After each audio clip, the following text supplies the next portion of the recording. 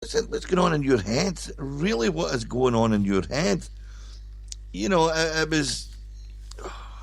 I keep going on about it, Chris, and the difference between compromise and appeasement, and everything I can see is appeasement and not compromise, and it's just going to keep going that way until we, as a PUL community, make some sort of stand and refuse to accept what's getting shoved in our throats. Just refuse to have it. Mate, there's a bit here reading forward that says naming suspects in this report. Now I'm going to read this because it's quite important, because as we go forward and we're taking bits from the Historical Enquiry Report, there's going to be different things in there that people might not get if I don't go through this, okay? So this part of the report is naming suspects in this report. The Historical Enquiries team has said it is not usual policy for the Historical Enquiries team to name people who have never been charged with or convicted of an offence. However, when notorious terrorists have been convicted of offences linked to the one under investigation, or where they are widely named in open source material, the Historical Enquiry team takes the view that they can legitimately be named in this report. As the report unfolds, 4 members of the Provisional IRA will be identified as suspects in the original murder investigation. The Historical Enquiry team will name 2 of them, Anthony Dutch Doherty and Patrick McAdory, and another IRA member, Martin Meehan, who was not a suspect but featured in the investigation. The Historical Enquiries team will not name the other 2 suspects. After his death in 2007, Martin Meehan was named by the Daily Mirror newspaper as being involved in the murders of the 3 soldiers. There is no evidence in the material available to the Historical Enquiries team to support that allegation. Although Meehan was never arrested or charged in connection with the murder of Dugald, Joseph or John, his name is in the public domain as he is widely referred to in open source material in relation to the murders he allegedly committed or orchestrated whilst a member of the Provisional IRA. While he was never charged with an offence in connection with the murder of the 3 soldiers, the Historical Enquiry team takes the view that Meehan and his reputation are so well known that his name is legitimately within the public domain and can therefore be used in this report. The same also applies to Patrick McAdory, who was shot dead by the security forces in Ardoyne on August 9th, 1971. At that time he was wanted in connection with the murders of the 3 soldiers and the murders of Detective Inspector Patterson and Constable Buckley of the RUC, who were shot dead in Ardoyne on February the 26th, also in the same year of 1971. His name is legitimately in the public domain through widespread reference in open source material to murders he allegedly committed whilst a member of the Provisional IRA. So you'll hear the names Anthony Dutch Doherty, Patrick McAdory, Martin Meehan, and the rest of the kind of people that you'll hear in this report are named as suspects. So that's really us going forward regarding the names getting used in the report. Well, it's a surprise to me that they've actually named them, but they can't sort of start off by saying it's going to be this open report and not name people whose names are sort of being bandied about all the time. They've got to sort of do something, but it's smoke and mirrors, Chris. It is all smoke and mirrors, mate. That's all it is. I mean, when you can look across the water there and see that now people who were high-ranking members of the IRA are members of the government, you go, what's next? Yeah, mate. It goes further, even again, in regards to the naming of the suspects, because it goes on to talk a little bit more about Anthony Dutch Doherty. Anthony Dutch Doherty was arrested and interviewed by the police in November 1971. Records state that he made admissions about his involvement in the murders of the 3 soldiers and the murders of Detective Inspector Patterson and Constable Buckley. He also named his accomplices in both murders. So Anthony Dutch Doherty, he was arrested by the RUC, November 1971, and records state that he admitted in having an involvement in the murders of the 3 boys and the murders of the 2 police officers, Detective Inspector Patterson and Constable Buckley, and he also named his accomplices.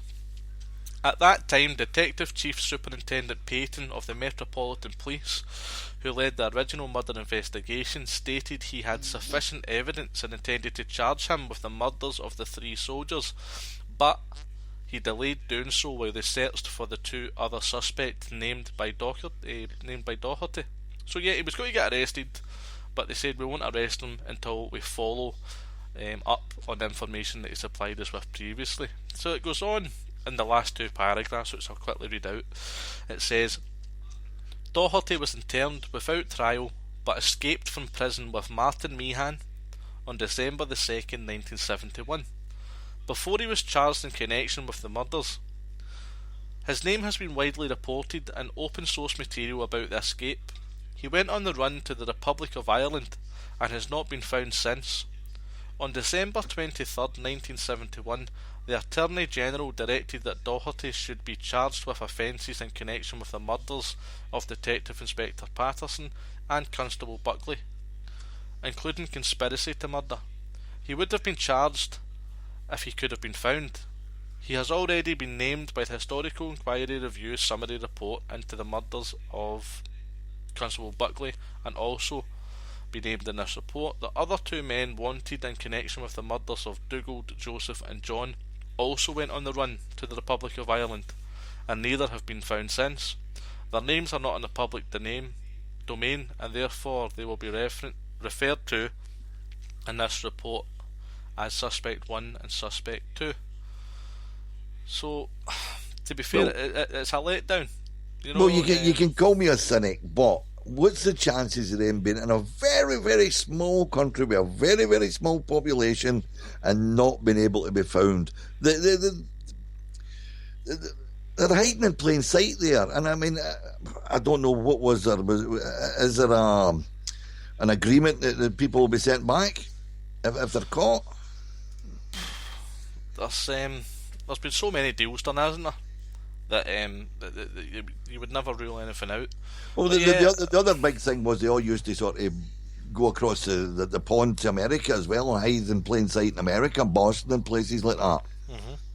And I mean, when you think the likes of the Boston area and all the rest of it, the fundraising that was done over there was unbelievable. Until the day after 9/11, when the Americans sort of had a wee taste of it. This is what happens when you've got terrorism happening your own. And NORAD was shut down right there and then. President Bush, bump, that's it. I mean, it's funny you should mention that, Ian, because it's 100% true. You know, there was individuals within the United States who were supporting the IRA through the Troubles and beyond, until terror struck in their home country and they realised what it's like living like that. You don't want to take any sort of schadenfreude or sort of somebody else receiving that sort of treatment. But hey, this is what happens. We had it for 30 years, and by the way, you promoted it and you subsidised it for 30 years. What's it like in a wee taste of that medicine? I mean, it was horrendous. 9/11 was horrendous. But we had a bombing campaign here on the mainland and in Northern Ireland for 30 odd years that they funded. Yeah. And I mean, when you look at the breakdown, I mean, all this Paddy's Day and all the rest of it, and that all started over in Boston, America, and all the rest of it. The vast majority of the Irish that emigrated to America were not of the Republican side. And yet, because of the, again, publicity and all the rest of it, it seems to be everybody some sort of just happy-go-lucky drunken paddy, and they all go to chapel on a Sunday. Yeah, mate, totally agree again. You know, I'm not really kind of disagree. I agree with Gary there, and Gary is a bit rude to be having capital letters all the time, mate. Take your cap locks off. But yeah, you're right. They were hiding in plain sight, aided by the government of the Republic. And there's nothing will convince me otherwise. Yeah. Mate, do you not find it quite kind of, if you look at Anthony Dutch Doherty, right, he was arrested and interviewed November 1971. He admitted being he admitted kind of being involved in the murders of the 3 boys and also the 2 police officers. So he's been arrested November 71, and he's came clean that he's had a part to play in 5 murders. He was interned without trial, but escaped with Martin Meehan on December 2nd. So taken in for question in November, escaped December 2nd of the same year. Then he goes over, he kind of goes on the run. Him and Meehan, they jump over the border into the Republic of Ireland. Never seen again. So that's that done, as far as the police are concerned, or that's what at least what I'm taking from the report. Oh, they're away to the Republic of Ireland. We can't find them. Nothing we can do. I might be being a little bit harsh on the police, because they genuinely just might not be able to find them.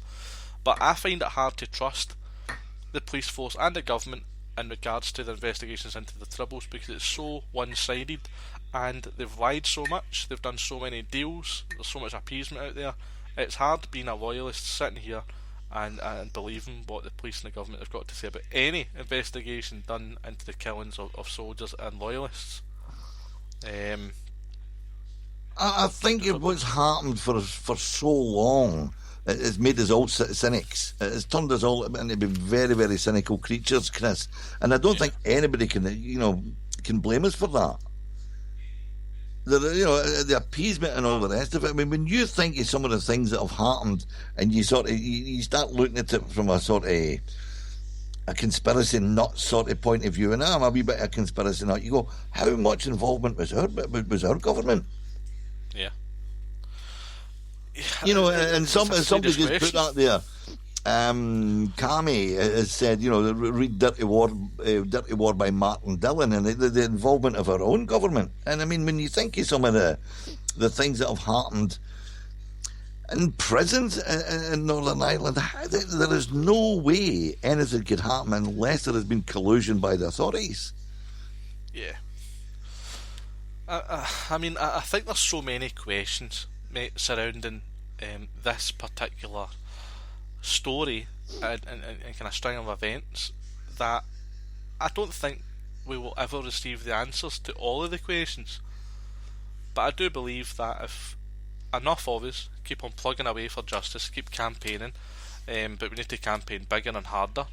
I believe there needs to be a campaign solely set up for the purpose of having the investigation reopened, first of all, and kind of campaigning for the police to do more. Just my opinion, of course, but I do believe that the boys are deserving of such a campaign.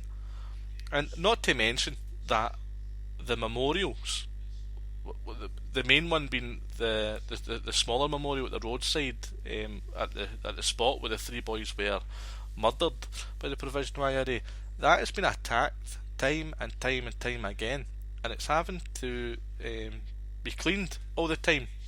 Naturally, this costs money. It causes anger. It causes tension, and it's still happening up until the most recent one was kind of last year, just the kind of tail end of last year. I was up there kind of recently, and it's been that badly damaged over the years that it's very, very hard to make out the writing that's now on it. You can still see the paint, the kind of blue paint lying on some of the stones up there. And again, this is just these Republicans trying to airbrush this event out of history as if it didn't happen. But there's enough of us within the loyalist community that remember the events, remember what these terrorists done to these 3 boys, and it won't ever be allowed to be forgotten nor forgiven. Well, I mean, caps off to the Royal British Legion for getting it done in the first place. I think it was the British Legion that sort of had both the memorials. They had a fundraiser for both the memorials. Is that correct? Well, you've got the Memorial Fund here in Scotland, which works under the auspices of the British Legion, and a joint collective had helped fund the memorials. The selling of kind of badges and different things like that, donations. That helped build these memorials. I mean, both memorials are absolutely beautiful.